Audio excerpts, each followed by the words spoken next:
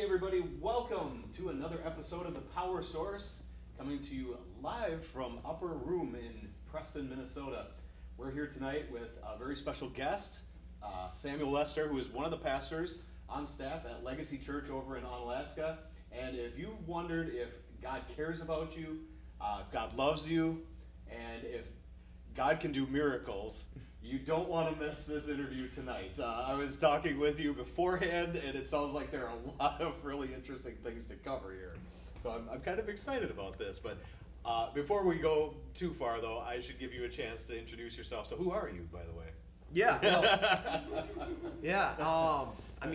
As you said, I'm Samuel. I'm actually from the La Crosse area.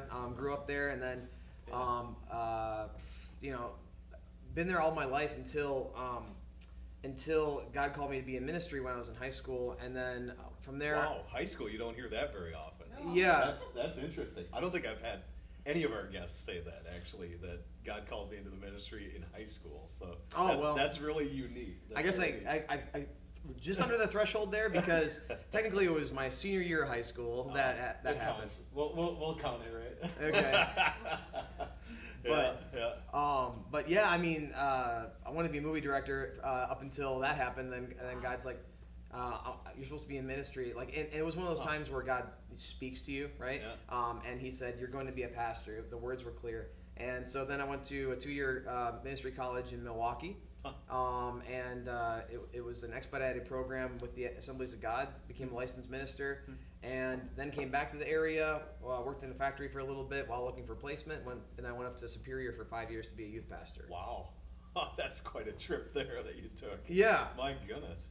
And so it sounds to me like we always want to talk to our guests about what's your background, like why are you a Christian, and when did you become a Christian, and stuff like that. Yeah. What's been your experience? And it was interesting to hear you've been a Christian basically your whole life, essentially, right? You grew up in the church, or? I did. Okay. And I was one of those Christians that grew up in the point where everything is Christian. Everything's Christian. My parents, my dad grew up in a Christian household. His father was a pastor for a while. Wow. Okay. My mom was a first-generation Christian, but she got saved in college, and so when those two met, they actually met at Christ for the Nations. Actually, that's where they met. That's awesome. And then they moved up here to Wisconsin, and when they had me, I just grew up knowing Christian. I just grew up knowing about God. I think I use that term about very specifically, because when you grow up in a Christian home, everything's just expected to be about God, but you don't necessarily know Him. Right. That is a very good point. I think, and a lot of people know exactly what you're talking about there too. It is interesting how many Christians, it's almost like there's this false idea out there that when you're Christian, everything's going to be roses and sunshine all the time, or something. And it's not that at all. In fact, I think Jesus even warned us, like, hey, it's not going to be all sunshine and roses here. It's not an easy road here, to walk being a Christian. And obviously his disciples, they've showed that, they were all martyred. And anyways, stuff happens still in life. And it's interesting what God will do to respond in those situations, Right. And when we were talking beforehand about some of the things you've seen and experienced, it's interesting how God took some of those really dark moments of your life and just completely flipped them on their head. Every single time, like just so consistently. Mm-hmm. And I'd like to discuss that if we can a little bit. Absolutely. Jump right into it, I guess, so that people kind of know what we're talking about here. But so you mentioned you were raised in a Christian home, had a lot of background of Christian people in your family, even. Oh yeah. But at some point you kind of got into an area where it was a little bit rough in your life, and do you want to elaborate on that a little bit? Yeah, as much as I can, absolutely. Because sure. Part of that story also crosses over into my dad's story, and that's for him to tell. Oh, but make a note. We need to have his dad on here. Yeah, right. Yeah. You can talk to my mom about all the miracles. You can talk to my dad about about continuous healing and all that kind of stuff. I'd love to hear that too. Yeah. But as far as the story where it goes for me, I remember accepting Jesus at 4 years old on my grandma's couch.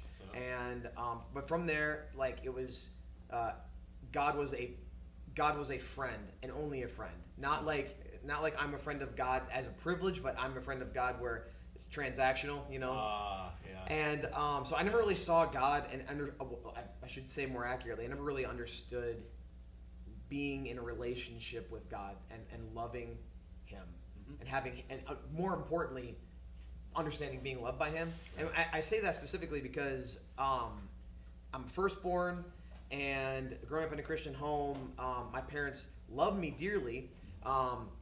But and my mom would continuously telling me, you know, you're super smart, you're this, you know. And then as a firstborn, as my personality, I took that on as like, I need to be the best or I'm nothing, you know, kind of like that perfectionist mentality. That's really what I became. Yeah. And when the recession hit, my dad really took that hard because my dad has a very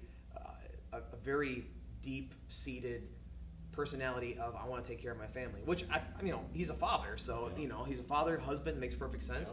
But when the recession happened, he had just bought a business, and then it was a small business, and then all of a sudden that the bottom comes out with the economy, and so business got hard. I didn't realize that having cheese sandwiches was a sign of like being hard on money. You're right. I just like cheese sandwiches, so like I was just happy, but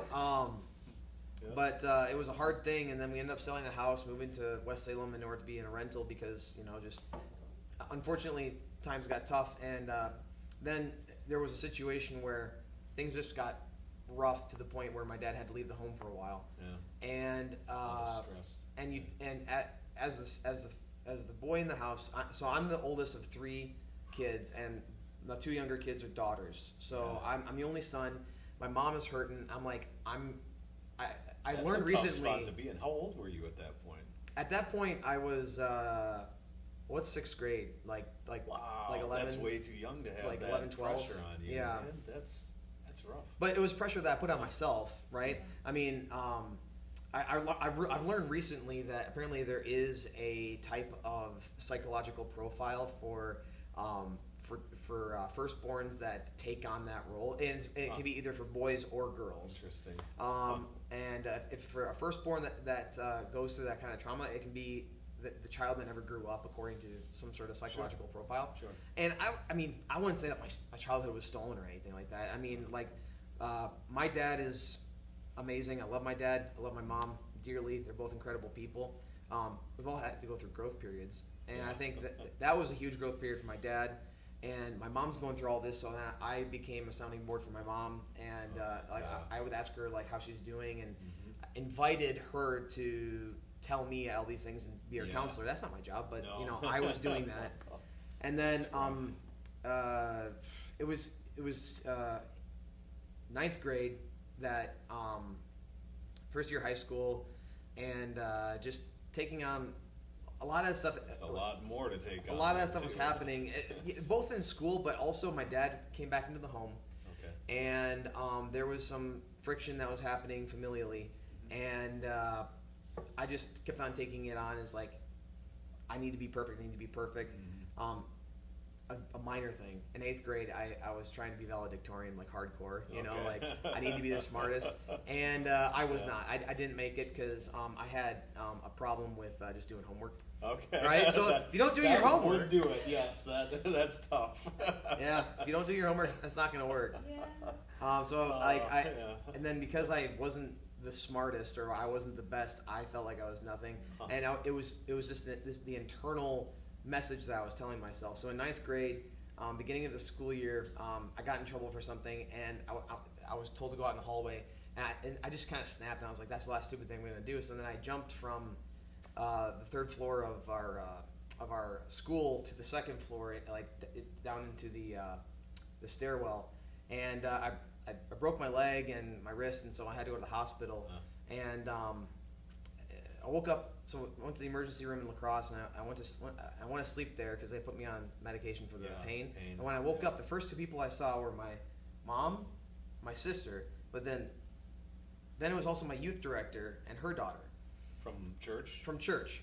And to provide context, I never wanted to be close to these people because we had done a little bit of church hopping. We had been a part of a church for all of my elementary and like adolescent years, and then we went to another church. We went to First Free for a couple of years, and then Pastor David Holt left at that point, and he went down south.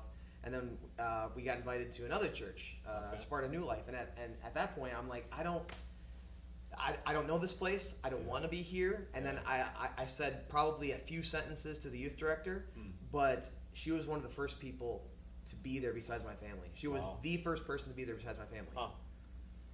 Wow. And that really showed me like unconditional love because she had no reason to be there, you know, except for the fact that she wanted to show me God's love. Huh.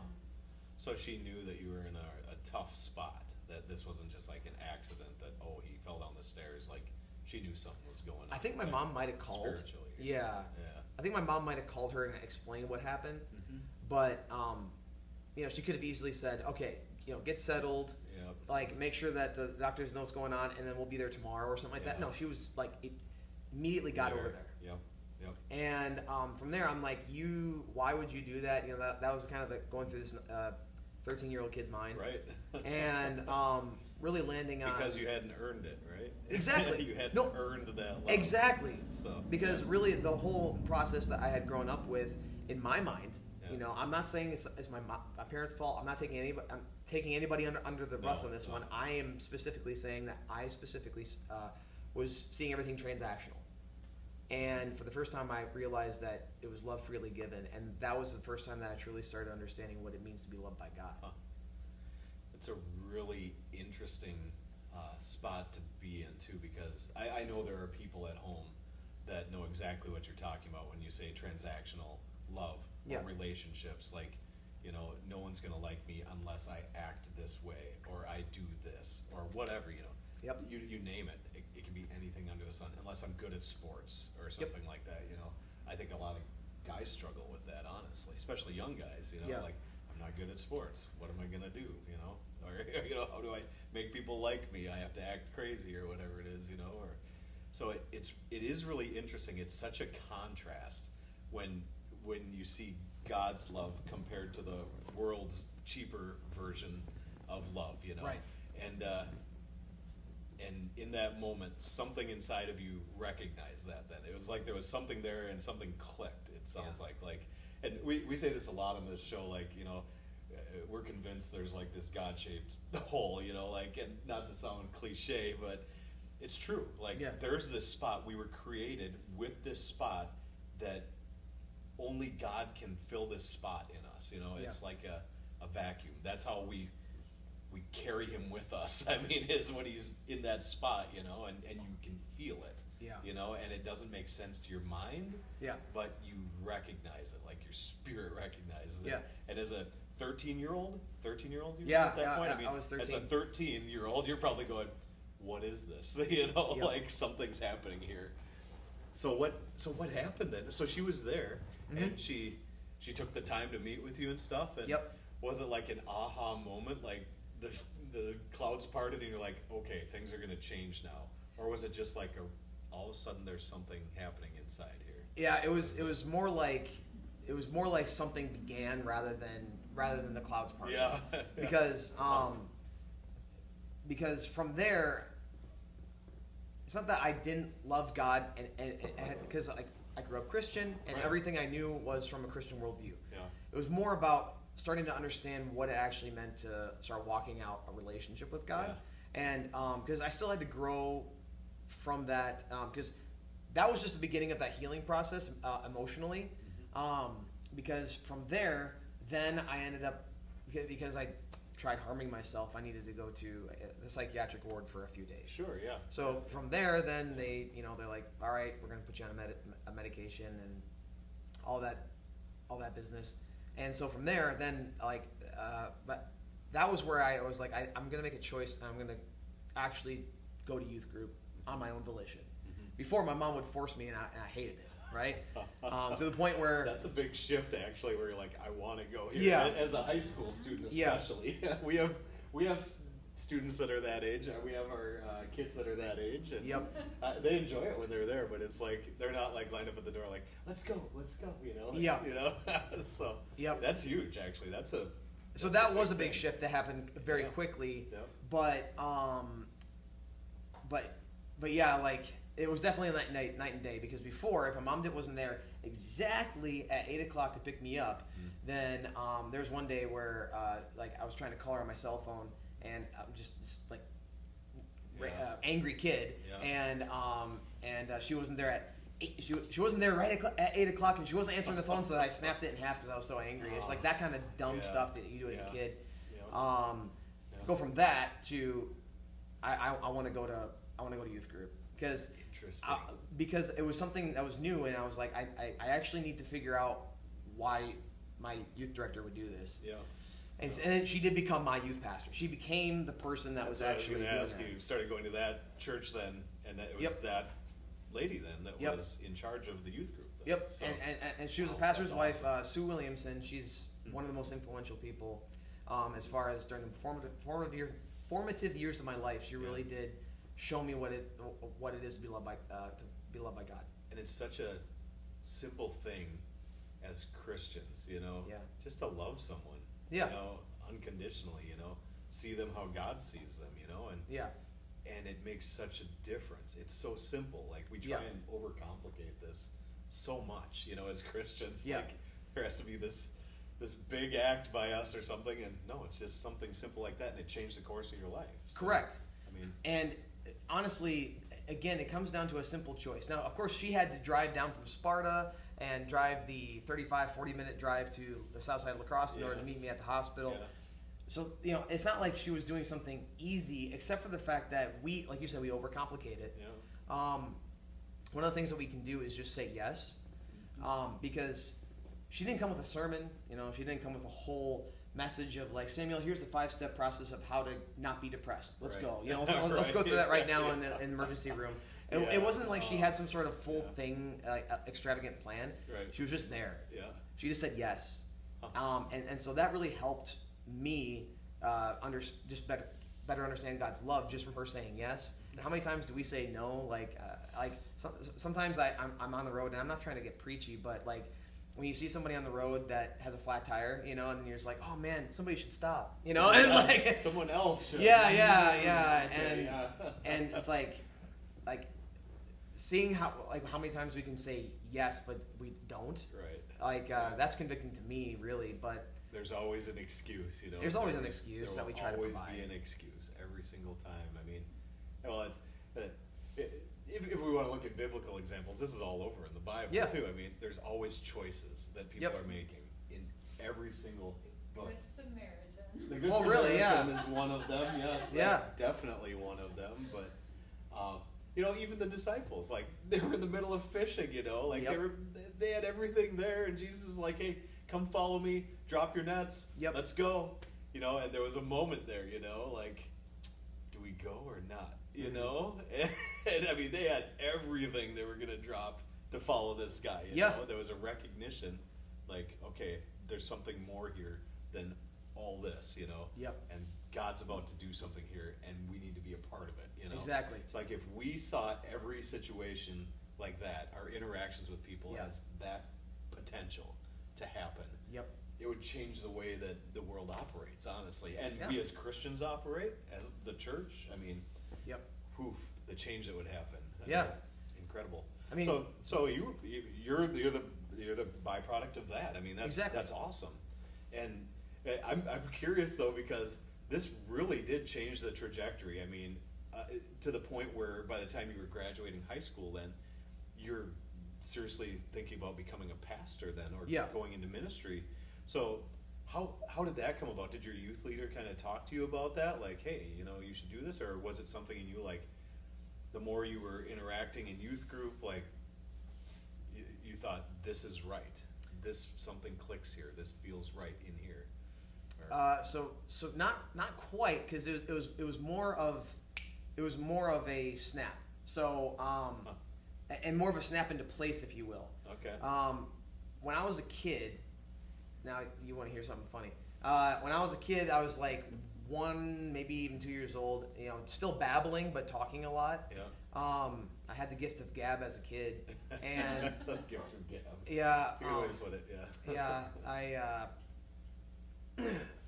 I just talked all the time and blabbed all the time to the point where the pastor of the church that we were at that time would say Samuel, get on up here, and then he would come and pick me up and then just hold the microphone up to me, and then I would go blah, blah, blah, blah, blah, blah, and just do all that dumb stuff. And my grandma, funny enough, so my grandma's been she's passed now, but she was very important in my life. She's been very supportive and loving.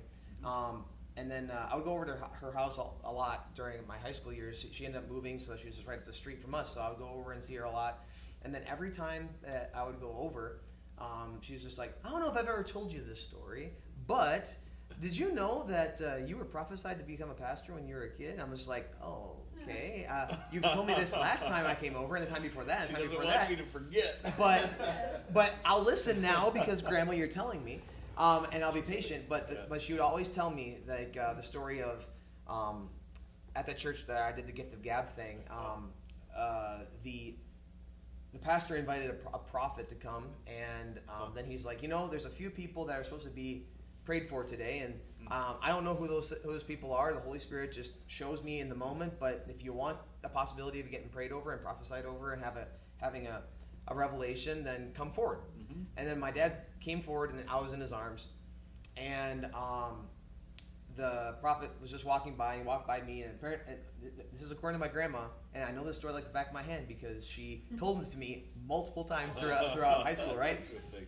But then the pastor passed me, and then he came back, and then he just pointed at me as a kid, and then he just goes, "Pastor." And then apparently at that age, I was 2, and I yelled back, "Bible school." And according to the story, yeah, according to my grandma, Bible school. That's interesting. Wow. So apparently that's the story. And my grandma told me that over and over and over again during high school. And I'm like, Grandma, that's really nice. I'm going to be a movie director, but maybe I'll make a Christian movie. Yeah, maybe we'll do the 10 Commandments again or something. You might right? still do that too. You never know what God will do. And that's true. You're not the first person to say that. A few people have said that. You never know. Who would have thunk we'd be here, right? Yeah. I mean, right. God's funny sometimes. Absolutely. But yeah, right? Yeah, being the camera switcher. Yeah. Never. But from there, then like all throughout high school, I didn't feel that. It was literally my senior year, and then youth convention, the first one I ever went to. I never went to a summer camp when I was in high school. That's one of my regrets. I wish I would have, because I feel like I would have been called to become a pastor sooner, and I wouldn't have done so much thinking around, And it's not because those places are holier, but those places you are actually putting time aside to focus. Yeah. And as a teenager, as a kid, you're not really wanting to focus. You're all over the place. Yeah. There's video games, there's friends, there's working out, there's sports, there's everything that you want to do besides like, I'm going to dedicate 15-30 minutes of my morning to just meditating on the Word of God. And that's what we should do. Yeah. But as a teenager, you're just like, I don't have there's time. something else I just I woke can do. up 5 minutes ago. I have to get on the bus now. Yeah, exactly. I have to run out the door. I'm already late. Yeah. But at youth convention my senior year, it was November, and there was a time of like extended altar time, worship time, and it was just sitting there, and I was in the back row, just like sitting there praying, going like, and we were directed to ask for what God was wanting to say to us. I'm like, God, what do you want to say to me? And I just sat there, I was just praying, and then I just went silent, and I didn't say anything. And then as clear of words as anything that you could say to me, anybody, you're going to be a pastor. That's what God said. He just said, you're going to be a pastor. I'm just like, are you sure? Are you sure? Yeah. And I'm like, is this real? So then I ended up talking to my youth pastor. So we got a new youth pastor at that time, and he's a great guy. Pastor Jake, not Pastor Jake. Different Jake. Yeah, different Jake. And I talked to him, and he's like, Samuel, that's pretty awesome. The thing I'm going to encourage you to do right now is to pray about that and to ask God to make that calling sure in your life. Right. This is an important step. I'm glad he told you that. And this is great for people at home too. Like, if God has put that, I mean, sometimes you don't even hear the words. I mean, it's just more of like an unction or something that's in there. Like, it feels right every time I think about it. Like, pretty sure I'm supposed to be doing this or something, you know? Like, Yep. it's, yeah, ask God about it. God will confirm it. Like, Yeah. He confirmed this place like 10 times before we're like, okay, let's do this. We're supposed to Yep. do this. We can't ignore this now, you know? It almost is like He'll confirm it to the point where you're like, I gotta do this or Right. else, you know? So that's interesting. So how did He confirm it for you? So it honestly, the at the same weekend. So I this was like the first night that this happened, where I talked to my youth pastor, Yeah. and then the second night, I was dating somebody at the time that wanted to go to Impact School Leadership, the leadership school that I wanted to go to. I'm like, well, I could see about going there because I could be a girlfriend, you know, when she graduates and, you know, all that stuff. You know, thinking in teenage boy terms. Right? But I ended up going and talking to one of the students there about this for an hour and a half, just Wow. going deep into it and going. Yeah. And then after that, I'm like, I think I'm supposed to go to this school. And then Huh. I ended up putting in the free application, got accepted, ended up going, and then I ended up getting like, you should go. Yeah. Found out from my grandparents that they had been putting money aside for me, and they were able to pay a large amount of my tuition in order for me to go Wow. for my first year. My parents That's awesome. made up the rest of it. And I'm like, I can do it. So then I went to Impact, and from the get go, it was like God all of a sudden slammed me into reality of this is what it means to be an adult Yeah. as a Christian. Yeah. You don't get to be under your parents' covering anymore. It's not because that's not how you live life. Because even though back in freshman year, it's like this is what it means to actually love God, specifically to be loved by God unconditionally, start to understand the relationship with God. Yeah. It wasn't until I stepped out on my own, you know. And you're in college, it's a controlled environment, especially in a Bible school. Yeah. But Yeah. even in the controlled environment, you're taking responsibility for yourself. Yeah. And so that's like things happened. Broke up with my girlfriend because things happened. Right. And then I was just like, God, what am I doing? You know, like Yeah. being super melodramatic about the whole thing. But then like all ties are gone, and then it was time to just really focus in. Like And that press was in, yeah. some of the most enriching years of my life were at Impact. Huh. In your early 20s then? Well, that was 18, 19. 18, 19. Wow. Yeah, 18, 19.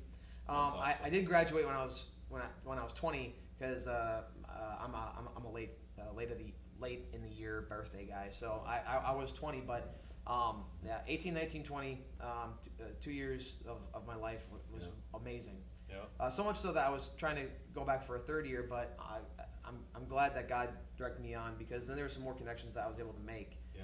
After I graduated, I come back to La Crosse, and well, specifically West Salem, and ended up working in a factory. And then I was just like, I want to serve. I want to serve. Yeah. And so I was serving with the youth group and worship team, and Yeah. wherever I could at the church in Sparta. Yeah. While I was working for my boss at the time, who's actually my boss now again, but he allowed me to then travel with Youth Alive, a local. I say local, Wisconsin, Wisconsin or Michigan. Actually, I think there is Youth Alive here in Minnesota as well, but somebody's a guy. I've heard that.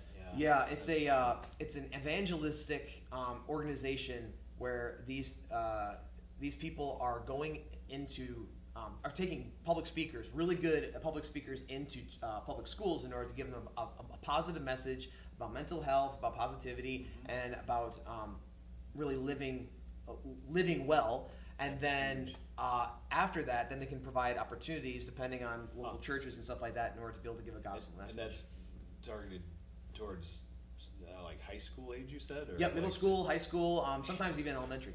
Can you imagine if they would have come to your school when you were 12, let's say, or something like that? Well, right, yeah. But would you have been in a place where you would have received that, you think? Or would it have Honestly, impacted you the most? it would have felt like more church. Yeah. Because I also went to Cooley Christian School in West Salem. I grew up almost all my years in a Christian school as well.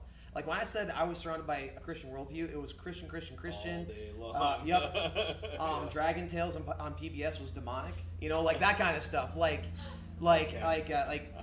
you are a Christian boy. You're gonna be a Christian boy. Like that kind of stuff. Yeah. Like, you know, there are certain Disney movies that you're not gonna let the devil in. That kind of stuff. Yeah.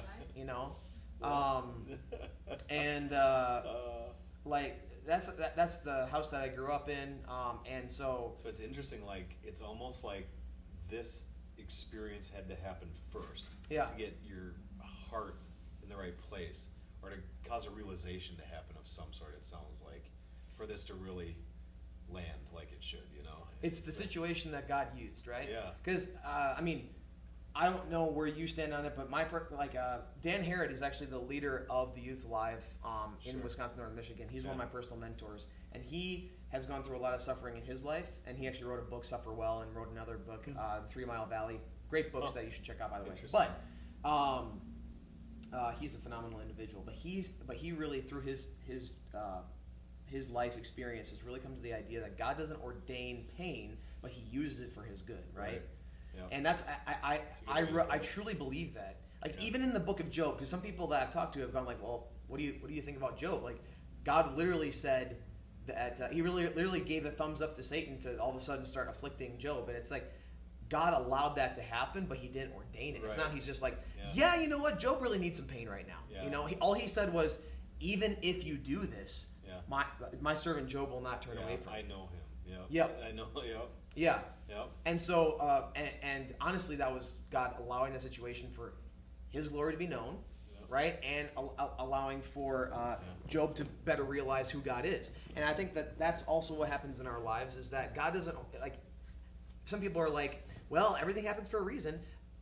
Everything happens, everything will happen, and then a reason is given to it. I don't believe that God's just like, all right, Samuel, you're going to go through depression, all right? That's just plan A. But then you're going to then realize that I love you. But then you're going to go through a hard breakup. But then you're going to go through even more depression. And then you're going to try to kill yourself again. Like I don't think that Right. God's like Yeah. weaving that. Right, He knows it's going to happen. He's outside of time. He's omniscient, right? Yeah. He knows what's going to happen. But He's also going to provide opportunities for His glory to be known.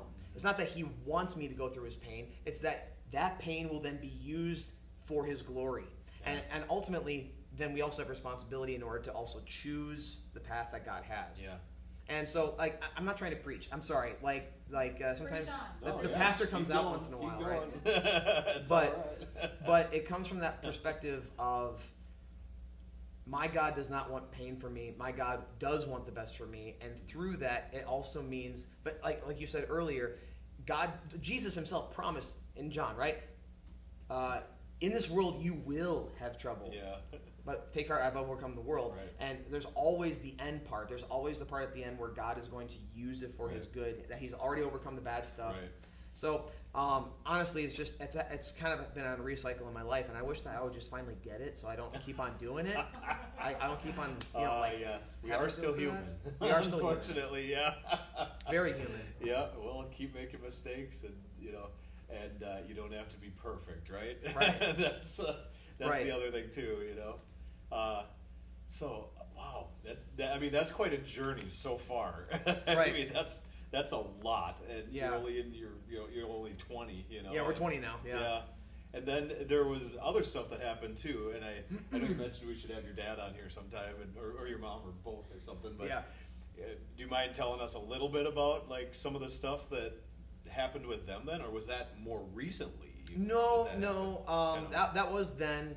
It is something where my dad left the home because he was unfortunately forced to for a bit. They're like it was stuff that like that. Honestly, the whole part of that story is his to tell. Yeah. But it ultimately came down to stuff that he went through in his early life, and the term trauma gets thrown around a lot to the point where now it's a very loose term where I really skinned my knee when I was younger, and now my knee hurts now that I'm older. This was knee trauma. It's like not that. Like my Right. dad went through some actual trauma when he was like emotional and spiritual trauma when he was younger, and then it unfortunately came back to roost when he was older because he didn't properly seek healing when he was younger. Yeah. And when you have 3 kids and you have a lot of responsibility with a business, the pressure on top of these things that you never dealt with just bubbling up inside of you can really come out sideways, and that's ultimately what happened. Yeah. I would also say that there was probably even some demonic oppression, Yeah, right? Not possession, but Yeah. oppression that happened in that where the enemy was really coming down on hard on our family. And if you look at my dad's life, though, my dad has been a person who wants to continuously be a solid base for people. Like, apparently when he was in college, my mom has told me that people would call him the golden boy because he was like the guy that everybody wanted to be friends with because he was a solid friend, a great encourager, and that is who my dad is. That's the person that my mom married. That is who my dad is. But then when demonic oppression comes in, it really twists your entire understanding of life. That's a good way to put it. Twists. Yep. Because there's reality, and then there's perceived reality. Yeah. It's like and a fake lens or something. Exactly. You view it through. And that's really what it is. It's like when it comes to demonic oppression, demons are trying to attack God through us, right? Because God, he's perfect. He's above Nothing's touching him. Right. Nothing's touching God. Yeah. God is perfect, and like darkness cannot be in light. However, we as his people, like that's how Satan is going to get at God, because God created us and he loves us first. Even for the people that don't choose him, he loves them, and he, as his creation, he loves us dearly. We're the only creation that has been fastened in his image, and Satan knows, like, if I can really wallop on people, on humans, then that's going to hurt the heart of God. And that's where demonic oppression comes in specifically, because it can happen to anyone, Christians, non-Christians, anybody. And oppression especially is going to hurt Christians, because oppression is really the effort by the enemy to try to take our eyes off of Christ. And that's ultimately not just a distraction, yes, but not just so. But like the warping, like when you said put the different lens on, that's really what it is. It's trying to change your understanding of God and provide lies, provide deceit, provide emotional anchors of you're not good enough. You're like, there's no way that you can do these things. You're not good enough for your family. These lies that unfortunately were being told to my dad, and that's what was really weighing him down. And you know, and it's an interesting topic that you don't hear a lot about, you know, but I think it needs to be discussed more, you know. We don't want to glorify the enemy or anything like that, but it's something as Christians we need to be aware of. Like, there is good and evil. There's two sides to this thing going on, and we're right in the middle of this thing, you know. And I mean, God's already defeated this. We can enforce this, but the enemy is so good at slipping in without people even noticing until after the fact, when they start to see the spoiled fruit of that oppression, you know, in their lives, you know. And it's interesting as Christians. I think it's just something to be aware of. Like, you know, even as Christians, this will happen to you, and you won't even know sometimes if you're not cognizant of, and if you're not, you know, focused in the right place, you know. And so I think it's a really good topic to talk about too. But that's actually what I've been feeling like God's putting that on my heart. So at the end of October, I'm actually going to be preaching on, like, not demonology entirely, but I'm going to be preaching on the power of God over demonic oppression. Because it's funny enough, it's a Sunday before Halloween too. So there's that going on. And it is interesting, you know, how our society has almost started to glorify that 100%. stuff. They're intrigued by it, and I've kind of looked at it a couple different ways. Like, that tells me there's a spiritual emptiness that people are trying to fill. And this is readily available. The enemy is like, yeah. Look, I've got shiny things for you. Look at this and stuff. But that's really all he has. It's like empty, shiny things, you know. And it's like, oh, look what I could do, you know. And it doesn't impress me anymore. You know, I've seen God do way more incredible things than these tricks that the enemy does, you know. But it signifies to me that there are a lot of people out there searching. The fact that all these ghost hunting shows and psychic shows and all these things, you know, that are on every channel now, it seems, you know, have become so popular, that signifies to me that people are seeking. You know, like, they know this world doesn't have much to offer, and they're hoping there's something more. And they're looking there. But I think it's just a matter of saying, oh, you're looking down here, look up here. Like, this is going to change your life. This will hold you captive, you know, and that's really it, you know. You're not going to get anywhere with this, but here, it's all up like a rocket. I mean, and so it's an interesting topic to me, you know, that this It is kind of a thing in our society. And it always has been, I think. Even in Jesus' time, there were Oh, yeah. false prophets and witches, and Yep. I mean, all this stuff, you know, that Yep. probably even more than we have today. I mean, they were Yeah. everywhere, it sounds like. And yeah, so it's always been kind of part of the human condition, this seeking closeness to God or seeking more than just this, you know. Mm-hmm. The supernatural has always been sought after by humankind. Yeah. And what's interesting now is that we have another component that is even more prominent than it ever has been, which is atheism. So like the Yeah. lack of supernatural.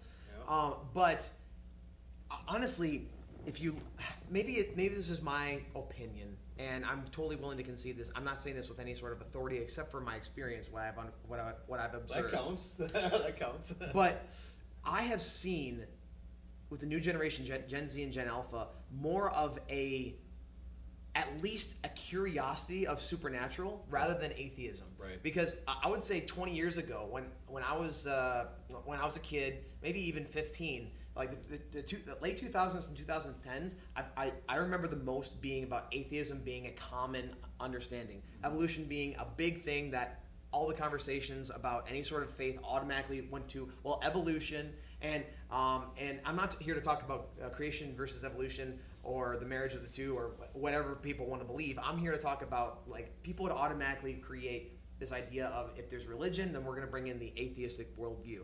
It's not that anymore. Now it's other religious or other supernatural understanding. And I think a lot of for the past 5 years has really come around specifically because a lot of demonic forces have really been at work. And there's even a person that I've seen on YouTube where he's literally saying, I'm not a Christian, I believe that there's a God and all that kind of stuff. I think that he really does a huge, he goes out of his way to not be a Christian, it seems like. But he has to ignore a lot of things. Yeah, he doesn't want the Bible, but he wants to know, but he wants to accept the supernatural. But he says that he believes that there's a supernatural because he's seen that he's seeing the demonic effects on society. Like absolute outright maliciousness for the sake of maliciousness, right. People that are willing to kill other people for no other reason except for the fact that this is what I'm going to do in this moment. Like there doesn't seem to be a reason for this absolute incredibly evil stuff that's happening. And I think that there's like a huge acceptance by the populace now, more than even 15 years ago, of that there is supernatural. Right. And so, like you said, people are seeking. Yep. And ultimately, people are also still human, because we brought that up earlier too, and they're seeking not just something that like is beyond them, but something that they'll enjoy. Because we're still humans, we're still selfish. Like our flesh is still selfish, and so a lot of what Satan really is good at is showing us what we enjoy. I mean, the first tenet, the first commandment of Satanism is "Do what thou wilt," right? Yeah. I mean that is the first tenet of Satanism, is to do what you want to do. Because if you're doing what you want to do, then you're not doing what God wants to do. See, and that to me is the dumbest thing I've ever heard. Like, that tenet, because that is literally chaos, and people don't understand how horrifying chaos is. Yeah. I mean, literally, like if you turn yourself over to your raw emotions. Yeah. It's destructive. Exactly. It will destroy you. Yes. I mean, that's just it. And the people around you. I mean, that's just it. Like, people don't think this through. They think it's all going to be fun and I can do whatever I want in freedom.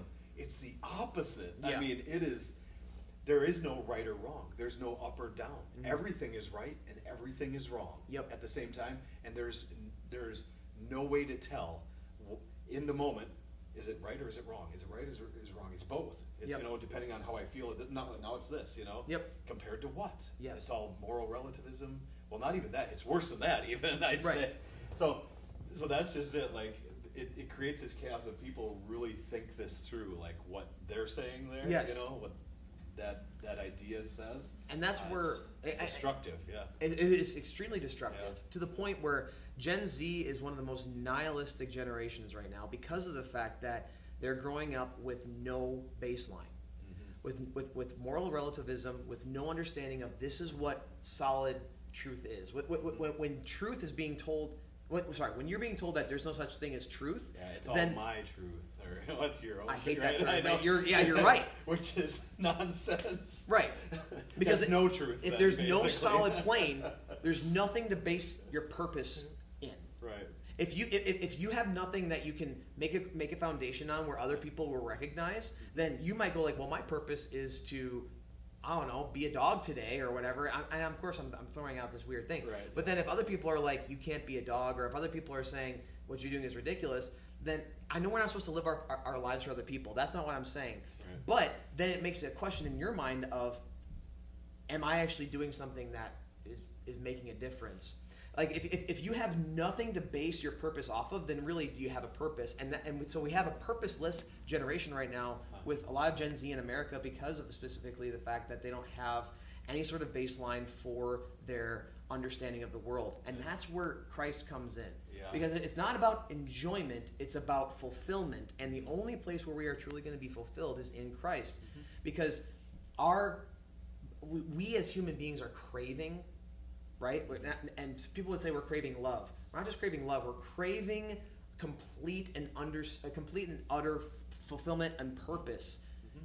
That only comes from God, because our purpose is really made up in the fact that we were created to be loved and to love God, to worship Him. And if we're not doing that, then there will always be the emptiness that we can't understand. There's always the emptiness you can't understand. And so we need exactly right. we need that baseline of what it comes down to of knowing the Bible and following God. And that's why I'm so thankful to kind of like bring it full circle that that I did not. I'm not to say I'm thankful for the pain. A lot of people would say you should be thankful for the pain. I'm thankful for the result. I'm thankful for what God did through that, how God carried me through that, specifically how God used Sue Williamson when I was 13 years old in the emergency room in order to show me this is what it means to be loved unconditionally. Like, you didn't deserve this, but she's still here, and that's what Christ is doing for you every single day. And so from there, that's really where that that progress, not the word, that trajectory, that journey really began for me. And then and you saw your dad work through the problems too. I mean, exactly. That's actually a blessing too, that you got to see him get through that storm, and come out the other end of it, know.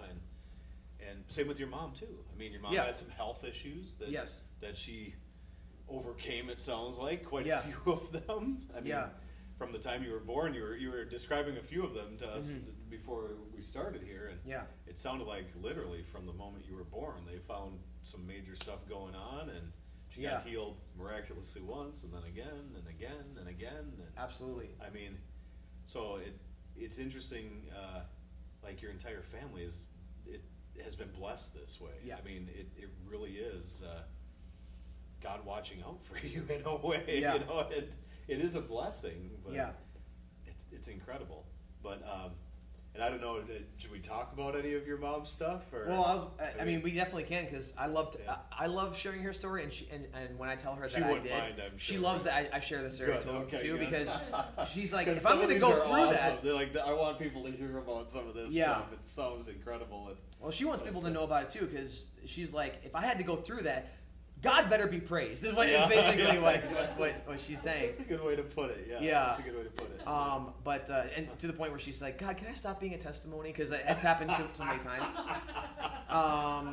Careful with the wish. Yeah, right. But for her, it also began when she first was born, because she actually was born with a birth defect in her femur, in her left leg. Wow. So it was weak, and so she broke it multiple times when she was a child. Oh my goodness. Until finally they decided that they had to amputate above the knee. Wow.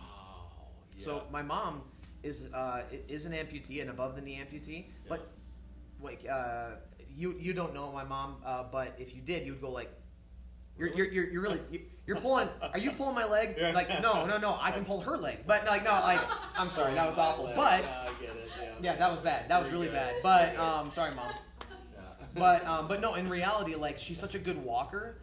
Like, and she's a person who's like the epitome of like perseverance, of tenacity, of optimism. Mm-hmm. And so it was even told by multiple doctors, you're a better walker than some below the knee amputees that we know of, because she doesn't have her knee in order to control. Right, it doesn't bend then. Right? Yeah. So like she has to learn how to walk according to the prosthetic, and if you saw her, you would not know that she has a prosthesis. That's interesting. Yeah. So, Wow. but that was ever since she was a kid. So she had the amputation as a kid. Wow. And but then as growing up, she's been in so many hospitals that she grew up to like I hate hospitals. You know, I don't want to be in hospitals. Mm-hmm. Well, then lo and behold, come around to when she has me. I'm overcooked for a couple of weeks, and so yeah, well, to the point where I wasn't coming out, so then they had to do emergency C-section. Yeah. So so she was not happy about that because it's a surgery, another surgery she had to have. She doesn't like that. Yeah. But through that, they found out that there's ovarian cancer. So she had ovarian cancer. She had, and ended up finding out that there was 2 large tumors on her ovaries. Wow. One that was ended up becoming the size of like a Nerf football, and one that was like the size of like whatever that is. But like a golf ball. But there were 2, and they're like, listen, we don't know how much the cancer has progressed. We don't know what's going on, but we need to operate as soon as possible. And my mom's like, I don't like surgery. You know, like she grew up in a hospital. She was trying to avoid that. Yeah. So she's like, tell you what, we're gonna pray, and we're gonna come back, and if it goes away, like the doctor she had was an atheist. He was a Jew who turned into an atheist. Lovely. Yep. Okay. Dr. Renwick, and my mom. I love when God does this. Exactly, and my mom was trying to use this opportunity to witness to him, and she was saying, listen, God's gonna heal me. He's like, okay, whatever, and she's like, no, God's gonna heal me, and when He does. And if I come back and this tumor is gone, these tumors are gone, then you need to say it was a miracle. And he's like, okay, if that happens, I'll say it's a miracle.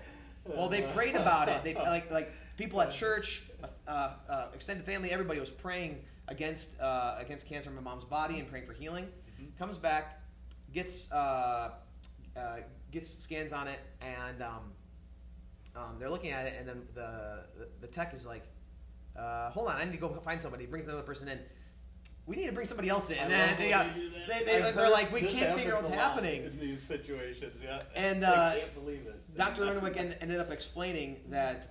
So we don't know what happened, but the one tumor is just completely gone, and the larger of the tumor just deflated like a balloon, and now it's just like in there, completely non-cancerous.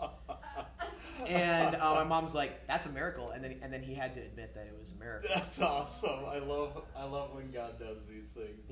That's so beautiful. And my mom's literally been healed from cancer. It never came. By the way, it's not like it just went into remission. It never came back. That's awesome. It never came back. She never dealt with cancer again. She had another like a tumor that grew. It was non-cancerous though, but had that removed years later. That was not on her ovaries, but. But it was non-cancerous. The cancer never came back. That's awesome. Like that is the epitome of a miracle, right? Yeah. That is God's intervention. Yeah. But then later in life, so I had in 2016 I went up to youth pastor in Superior. I was there for a couple of years. December 2018, my mom, my dad, and my youngest sister, who was still living at home at the time, they were all downstairs at the home watching a movie. My dad does this thing where, like, I do it too with my wife, where he just goes like, "Hey, did you see that? Did you see that? You know, like, isn't that funny? Isn't that funny?" And like, you know, like we'll tap his shoulder and stuff. Yeah. Well, he's laughing, and then he turns over to my mom. He's like, "Did you see that?" And then she's not doing anything. She's just sitting there, with her eyes open, eyes rolled back in her head, and she's not breathing. Wow. And then it was just one of the scariest moments. And he's like, "Trudy," and so he's just like trying to revive her, and just. She wasn't responding. So they call 911. The person on the line says, "Do you know how to do CPR?" My dad's like, "Yes." And then my dad gets her on the ground, starts doing CPR on his wife. I just can't imagine the trauma of that. Like your wife is on the brink of death, and now you are forced to do CPR. That's crazy. Well, the story gets crazier because then the person on the line, the operator, starts calling West Inland PD. So we need to get somebody over there, first responder, ASAP. Yep. And a cop goes, "Where is this address again?" And then they said, the house. He looks up. He was literally right in front of it. Wow. When they called.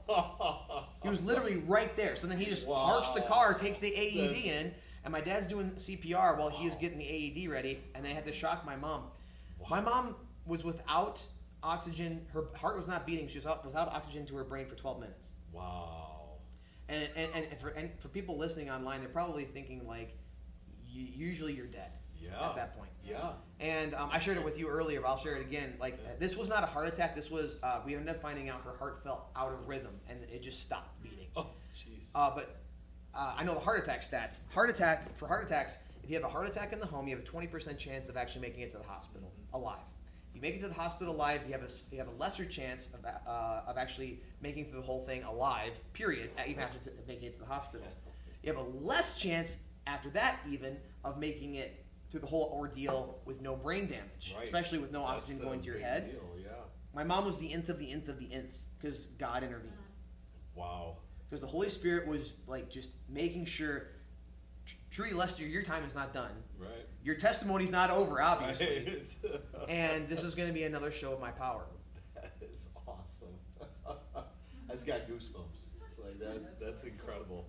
But that, like, my mom's whole life has really been like that. And then she's one of those people that is really upbeat, always smiling, very optimistic, just a person that God uses a lot in order to just show people His goodness. And of course, and also she's been used for multiple other things too. Like she's worked at Head Start, but then through there she made connections with families, and she's like, her heart would break for these families that were in need. So then she would just like rally the community. I need some furniture for this person's house.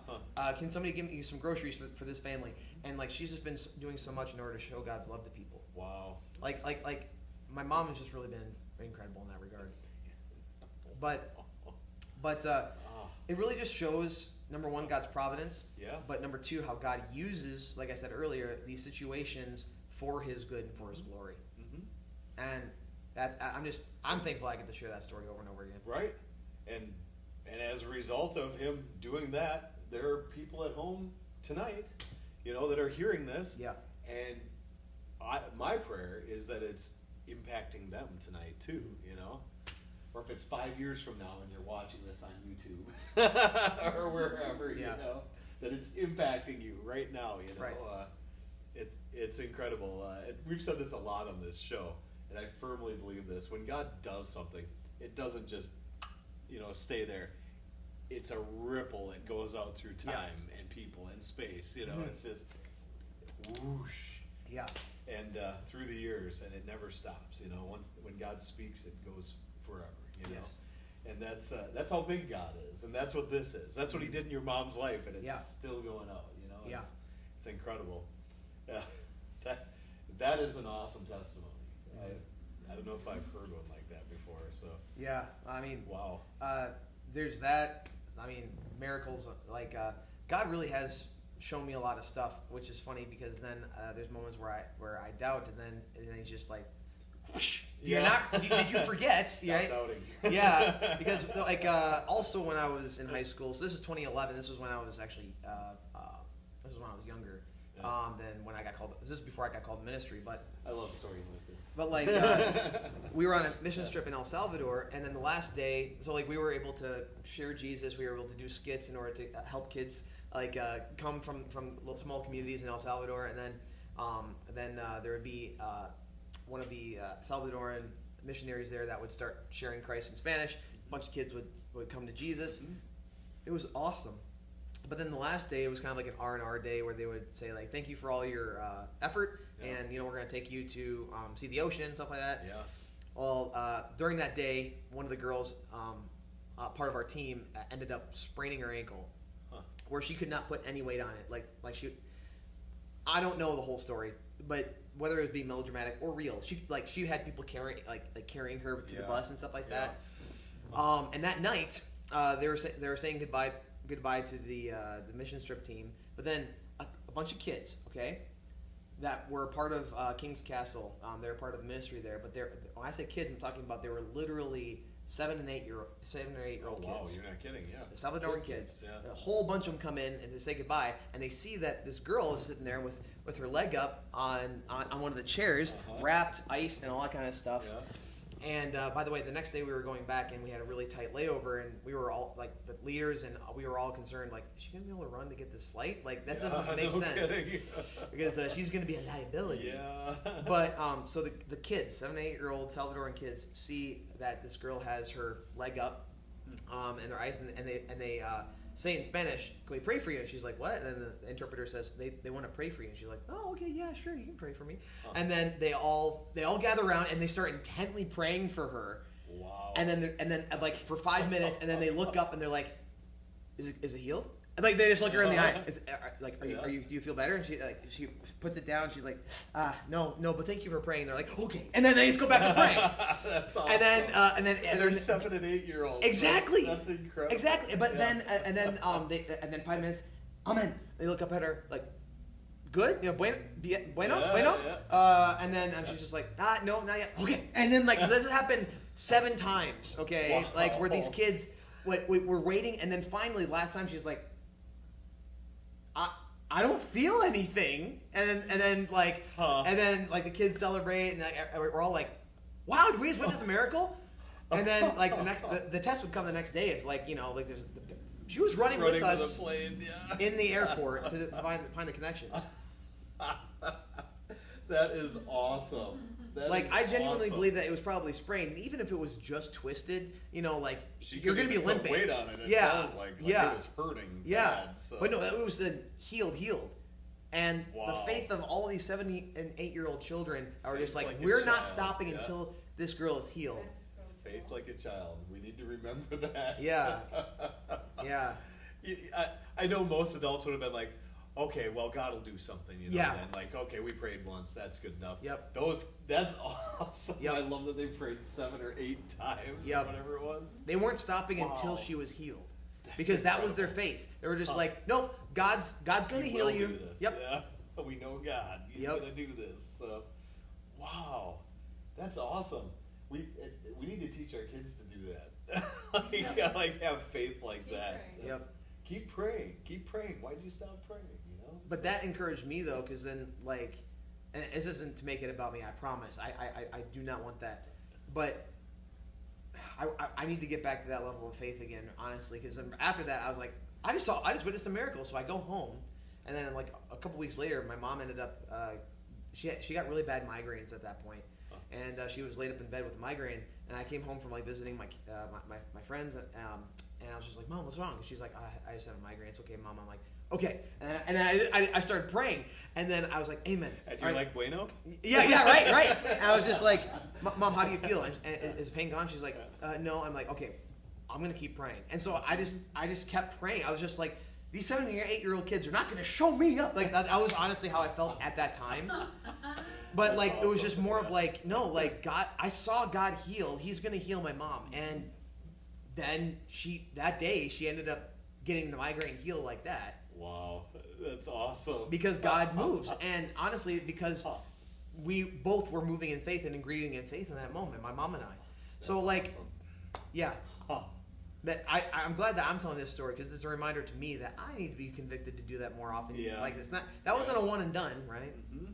But Oh, we need praying like that. We really do. As Christians, like, yeah, I hope that's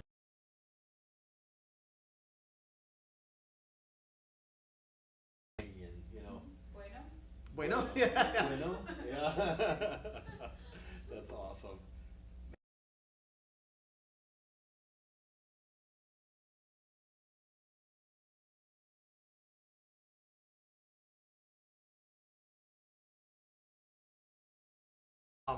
Well, we love that on this show.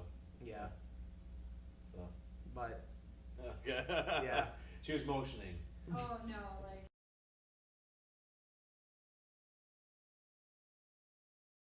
Huh. Well, we was there anything like the people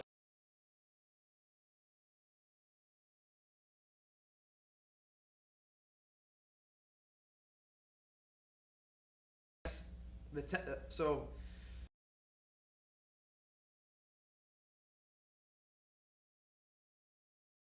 I say miracles plural because I just told you multiple. Yeah. the miracle that we saw in El Salvador, and then really even like how God has continued to also show His providence with my parents and in their marriage, and my life too. He showed His providence and His love to me. Yeah. But our testimonies are continuously being written.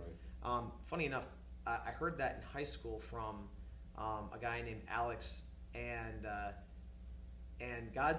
he's like the epitome of like God continuing to write our testimony. I love that guy, and seeing what he's doing on Facebook and such, but like that has stuck with me since high school. What he shared at a chapel at a Christian school one day, he's just like, God's always writing our testimony, and that is so true, and really become super alive because I went to Superior, and I was a youth pastor for 5 years. That's where Amanda ended up coming up to be the kids pastor at that point. That's how we met.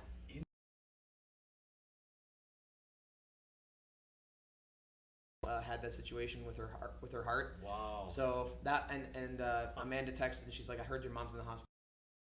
Sorry, like before she got up there, it was really nice of her. But but then that ended.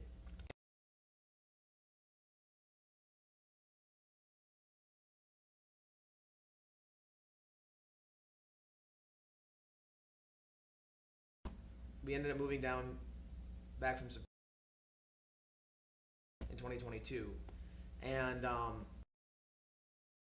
everything that I have told you happened before this time. Yeah. Happened before 2022. These things were like, when I was born, 1994 through.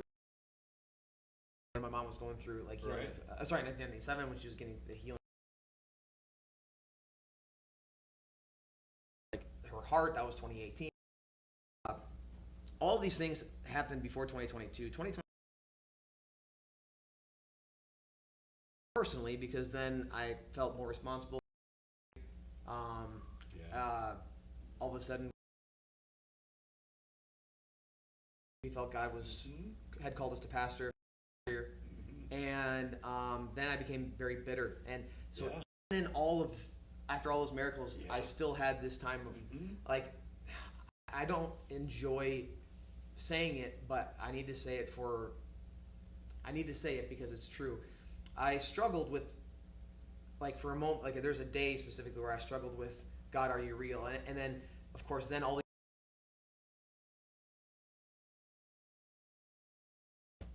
no more than just the course of that day in order to like, no, God, let me ask you this. Why would you allow this to happen? Why would you allow this to happen? In a church,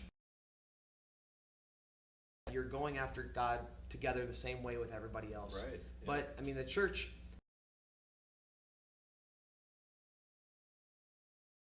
flawed and human, and we're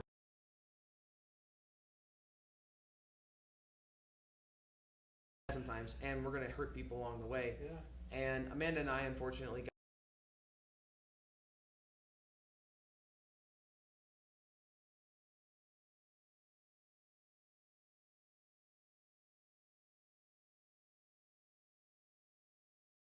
hard. People in the church, Christians, they will help you because like God will always help you, but then Christians will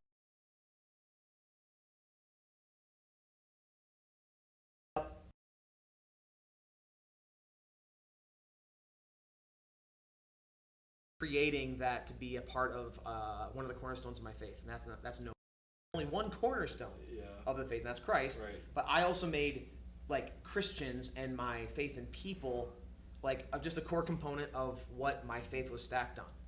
And so when all of a sudden a painful realization of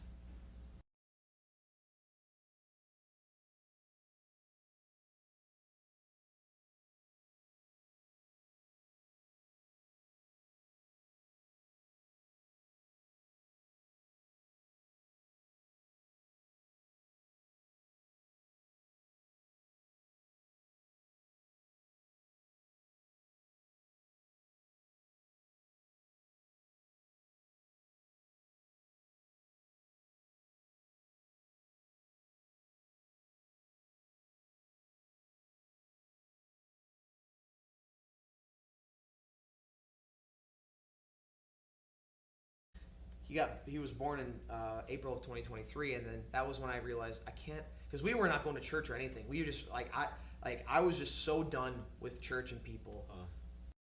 There, I was just like, okay, when Lincoln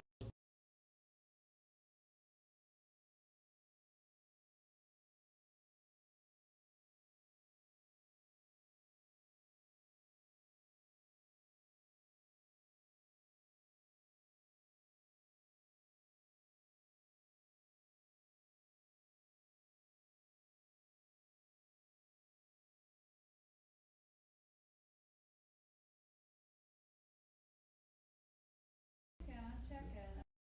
I did post, Checking. right. on here, yeah,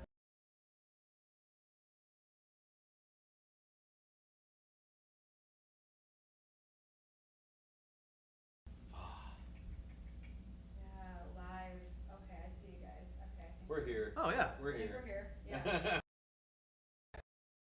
Yeah. Started posting videos. Was interrupted. But Yeah. like, Yeah. fingers The crossed. joys of being live. Oh, yeah. Yeah. We like live. We love live. We like That's live, right. yeah. Yeah. You should have some commercials right here. Right. You were in the middle of making a really good point, though. I think, and I know this is something I know a lot of Christians that do, and actually going to church because of this view that you had, where this is the church. How could there be?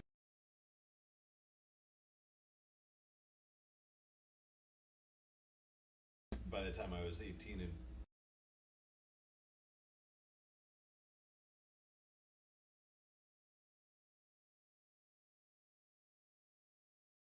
who were horrible Yeah. to other people, or they were one version of themselves in church, another one on Monday, you Yeah. know, and in the community, I'd see it, or I'd see their.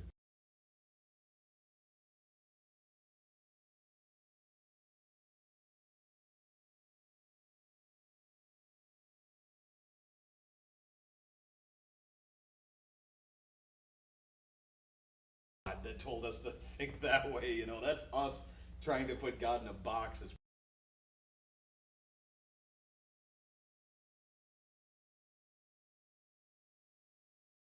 so destructive. Yeah. I like how you use the word destructive and constructs. Yeah. And throw those together. Have you familiar with the term deconstruction? Oh yeah. Yeah. I suppose. Yeah.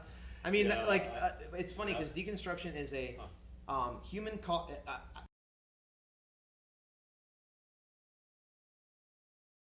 situation that have gone through faith and then fell out of faith would put themselves through, because we need to take responsibility. Deconstruction is a choice, but it comes from constructs that are very powerful, especially if you are looking at bastions, people that you respect, honor.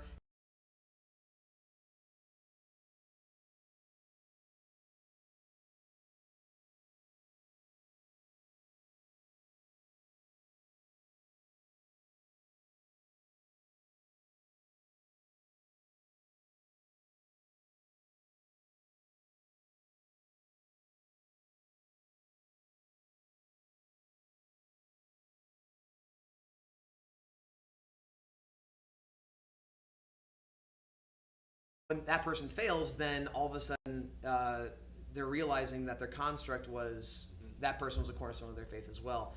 And deconstruction is destructive, but which is kind of in the name. But what I went through in 2023 specifically, because then that summer we started going to Legacy, and at that summer I felt like God was impressing me. It's like, okay, you kind of had your pity party, but I've called you to be a pastor. Yeah. So then I talked to Pastor Jake, and I'm like, can you give me pastoral counseling? Because I have a lot. I know I'm supposed to pastor again, but I've got a lot of bitterness. I'll admit hatred that I need to forgive people, and I need a lot of forgiveness for this.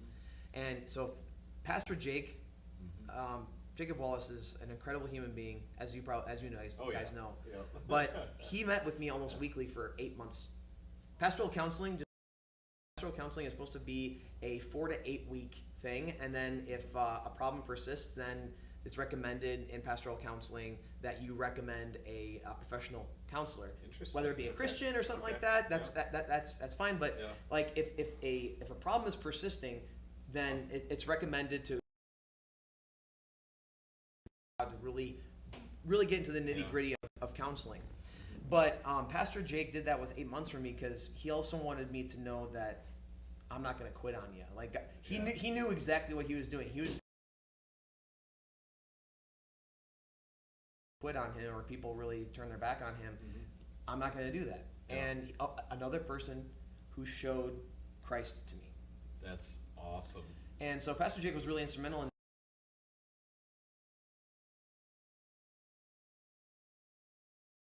a lot of my faith. And I think that there's that's a term that I only use for myself. I'm not trying to coin it.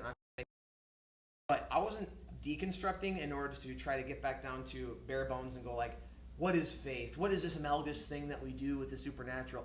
I was trying to do that. No. I was understanding that it's only God, but I needed to realign priorities. That Jesus is the only cornerstone. Yep. That it's only about loving Christ, and then it's about ministering to your family, and after that, everything else comes.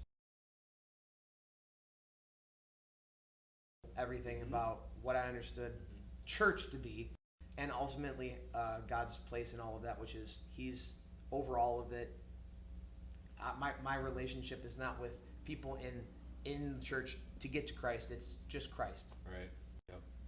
No, I think this is a good point to make too, because people have some experience like this, whatever it is, in the church, let's say, in this discussion, and it feels like everything falls apart, and they walk. It is, But the thing is, God can really use that moment. I mean, it's such a pivotal moment. It's a crossroads moment, if you want to say it that way, where God can take all those blocks that just came tumbling down and rebuild it into the first time, all the pieces are still there. Let's put it higher now. Like it got as high as it could. It was wobbling like this before and fell down. Let's build this thing so you can keep building on it, Right. And you end up, I think, growing and maturing as a Christian, and it's good to ask those questions. And it's good to have discussions with God about this stuff too.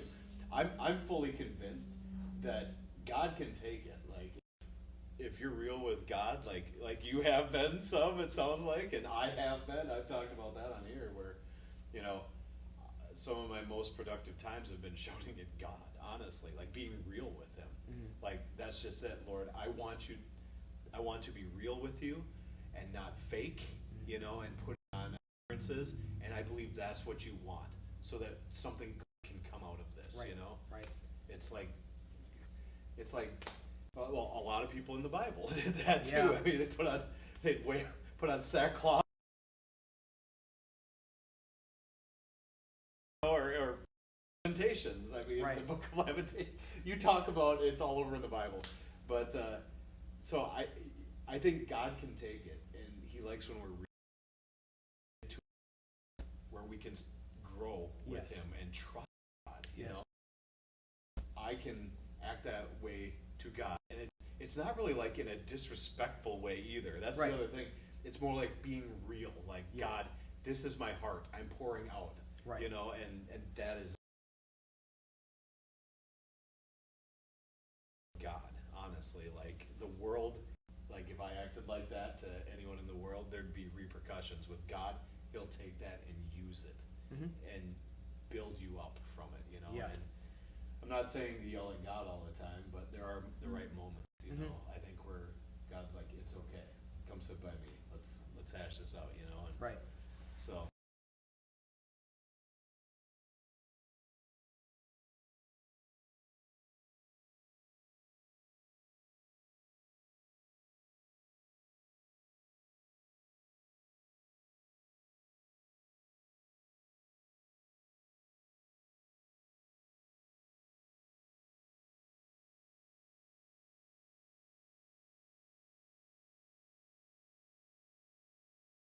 Well,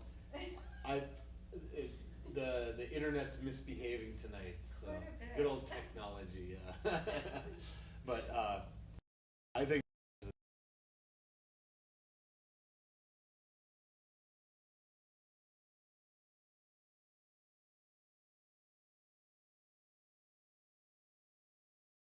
Prayer, a word, encouragement, whatever it is.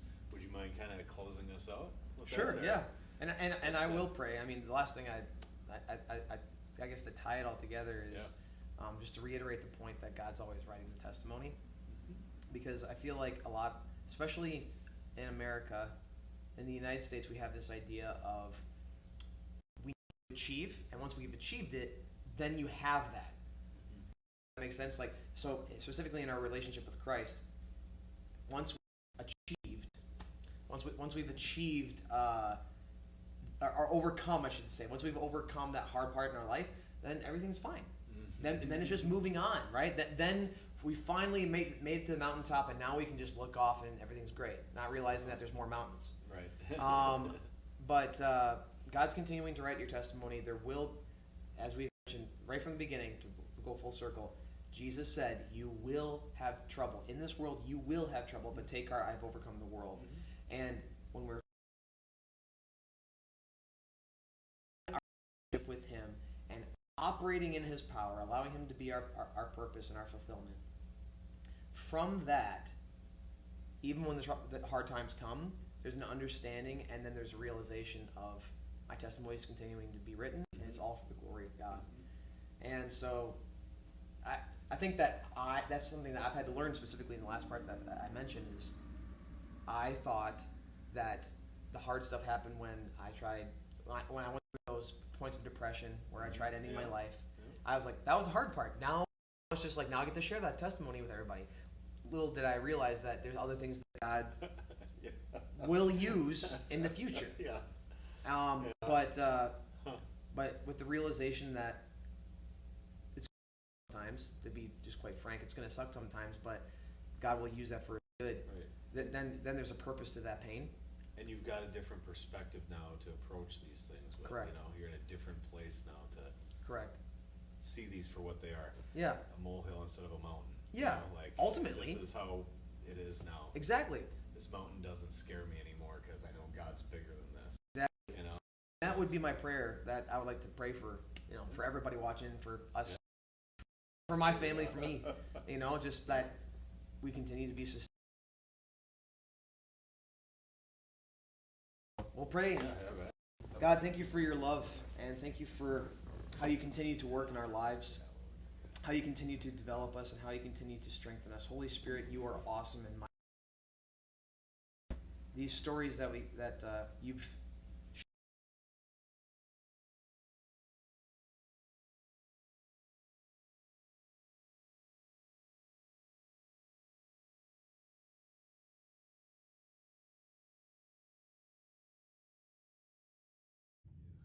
because ultimately we are here for you. So, Holy Spirit, right now I ask that you continue to